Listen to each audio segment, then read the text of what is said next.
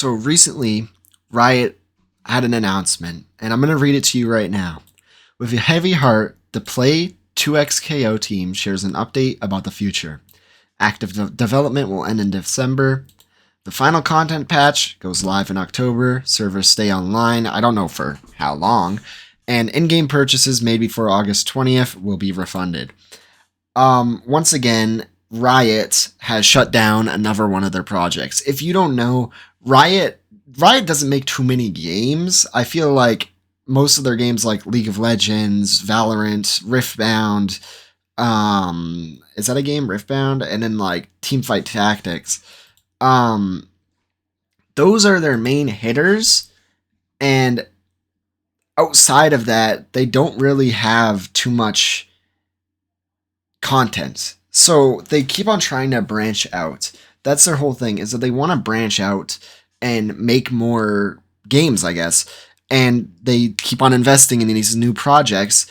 And the second these games and projects don't blow up like Valorant and League, they shut them down. Right? They shut them down just immediately. And this is another example of that. Fighting games, the fighting game market is a market that's very difficult to survive in. For example, Mortal Kombat, Street Fighter, Tekken. Those are all very well-known fighting games, and they release a new game like once a year almost. And it's because if they didn't, they would not survive, right? These games would not survive. The only one that does survive a really long time and can have a lot of time between releases is Smash Brothers. But this game, I didn't even know about it.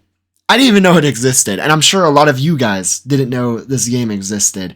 I don't even know what I'm saying anymore. I hope this makes sense.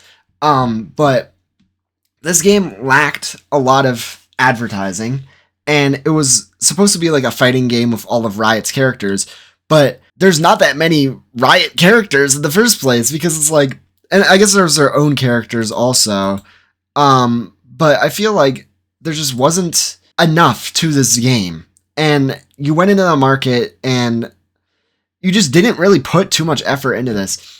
I do think that this is a big step forward compared to a lot of games that shut down, with the servers staying online and the purchases being refunded. I think that is very unnatural. I think that's very new.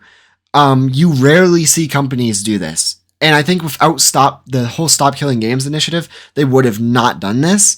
So I appreciate them actually doing this and taking that step forward. But I think Riot needs to put a lot more effort into stuff, even if it doesn't work. Because like TXKO, most people are finding out about it because it's ending. So when your game has such poor advertising that people are finding out about it just because it's being shut down, you need to rethink how you run things. Anyways, this is all I wanted to cover today.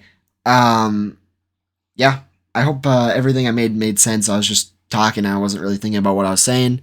If you enjoyed, like or something. I'll see you next time. Bye-bye.